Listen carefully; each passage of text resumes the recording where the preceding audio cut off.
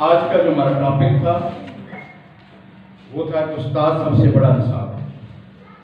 اس میں یہ نہیں ہے کہ نصاب کو نکال دیں اور صرف استاد کو چھوڑ دیں، کیونکہ استاد کے پاس کوئی راستہ ہونا چاہیے جس پہ چل کے وہ اپنے بچوں کو منزل تک پہنچا سکے۔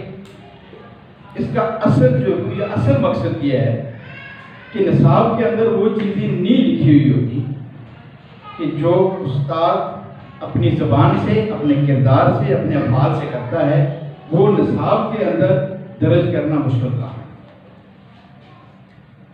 دوسرا نصاب کے بارے میں یہ ہے کہ جن قوموں نے بھی ترقی کی ہے انہوں نے اپنے تعلیمی نصاب کی بنیاد پہ ترقی کی ہے۔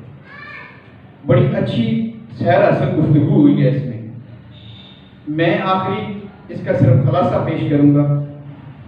اس میں ڈسکشن میں ایک بات آئی ہے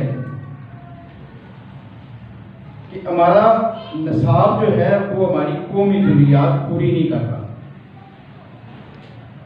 ہمارا نصاب بنیادی طور پہ 22 کروڑ لوگوں کو غلام بنانے کے لیے ایک ذریعہ بنایا گیا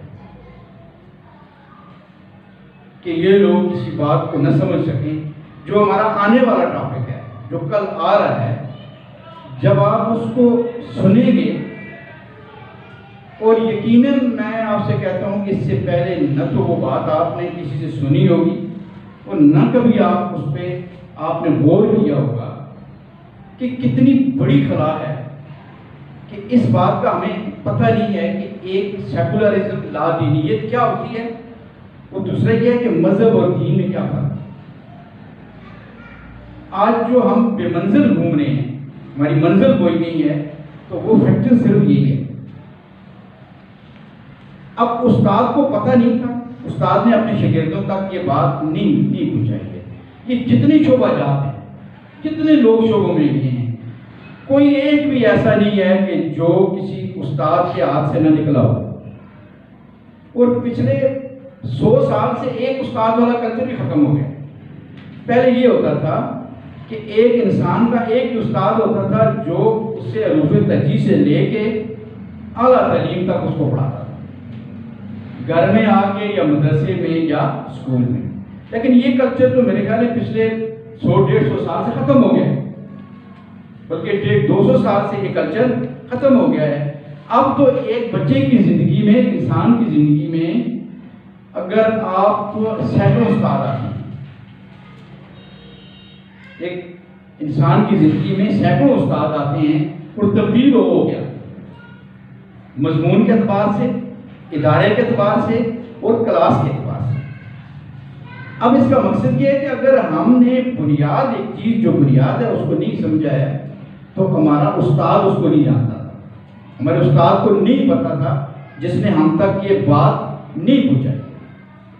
اب آخری بات کہ استاد کا کام ہے خامی بتائے بغیر اصلاح کرنا، کہ بچے کو آپ پہلے اگر خامی بتا دیں اس کو نامزد کر کے نہیں، اس کی خامی بتائے بغیر اس کی اصلاح کرنا۔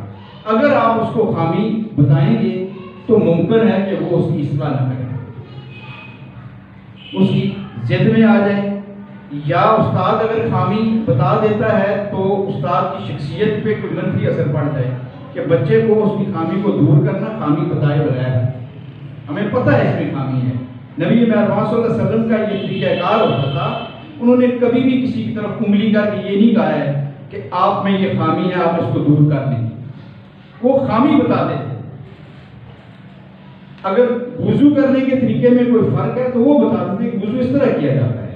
اگر نماز پڑھنے میں کوئی فرق ہے تو وہ نماز پڑھنے کا طریقہ بتا دیتے کہ نماز اس طرح پڑھی جاتی ہے۔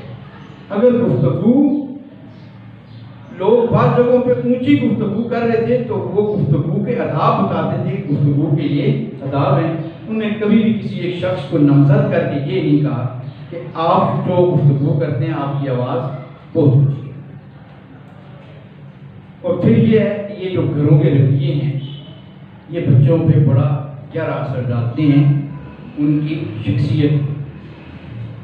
ہم اس کو سمجھتے نہیں ہیں، بہت سی باتیں بچوں کے سامنے کر دیتے ہیں، لیکن یہ بچوں کی شخصیت پہ منفی اور مثبت اثر ڈالتے ہیں جو ہمارے رویے، ہمارے رویوں سے ہی یہ جتنے خاندان یا رشتے یا جو کچھ بنتے ہیں یہ رویوں سے بنتے ہیں، یہ نہ تو رنگ سے بنتے ہیں نہ نسل سے بنتے ہیں، ساری کی ساری چیزیں جو ہیں وہ رویوں سے بنتی ہیں۔ رنگ نسل دیکھ کے تو ہم بازار سے دوسری چیزیں جا کے خریدتے ہیں کہ کالے بوٹ اچھے ہوں گے، یہ سفید والے اچھے لگیں گے، یہ براؤن کلر ہے یہ بڑے اچھے لگیں گے، ان پہ تلا لگا ہوا ہے یہ بڑے اچھے لگیں گے۔ اب ذرا آپ اگر گہرائی میں جا کے سوچیں تو انسانوں کے لیے یہ باتیں نہیں ہیں۔ انسان کے لیے کیا ہے؟ انسان کے لیے اس کا رویہ ہے، انسان کے لیے اس کی رنگ و نسل نہیں ہے، کمپنی نہیں ہے کہ یہ کس کمپنی میں بنا ہے، یہ باٹا کمپنی کا بنا ہوا ہے یا یہ سروس کمپنی کا ہے یا یہ فلاں کمپنی کا ہے یا یہ فلاں مل سے نکلا ہے۔ انسان کے لیے ایسی بات نہیں ہے، یہ ہم نے بنایا، ہمیں بتایا گیا ہے۔ یعنی مختصر یہ کہ رشتے جو ہیں وہ رویوں سے بنتے ہیں، رنگ و نسل سے دوسری چیزیں خریدی جاتی ہیں دیکھ کے کہ یہ بڑا اچھا مضبوط ہوگا، یہ پاؤں کے لیے بڑا سکھ دے گا، جسم کے لیے سکھ ہوگا اور یہ بڑی دیر تک چلے گا۔ تو میں اسی کے ساتھ آج کے عنوان کو ختم کرتا ہوں۔ کل جو ہمارا عنوان ہوگا وہ ہوگا مذہب اور دین میں کیا فرق ہے، وہ سیکولرزم کیا ہے، لا دینیت کیا ہے۔ اور ممکن ہے کہ میرے سمیت ہم بہت سے لوگ ایسے ہوں کہ جو لا دینیت کی لت پت میں پڑے ہوئے ہوں اور ہم یہ سوچ رہے ہوں کہ ہم دین پہ قائم ہیں، اور بہت سے لوگ ایسے ہوں کہ ہم نے دین کو چھوڑ کے صرف مذہب کو اپنایا ہوا ہو اور ہم یہ سمجھ رہے ہوں کہ ہم دین اسلام کے پیروکار ہیں۔ اسلام دین ہے، اسلام مذہب نہیں ہے، مذہب بہت سے اور وما علینا الا البلاغ۔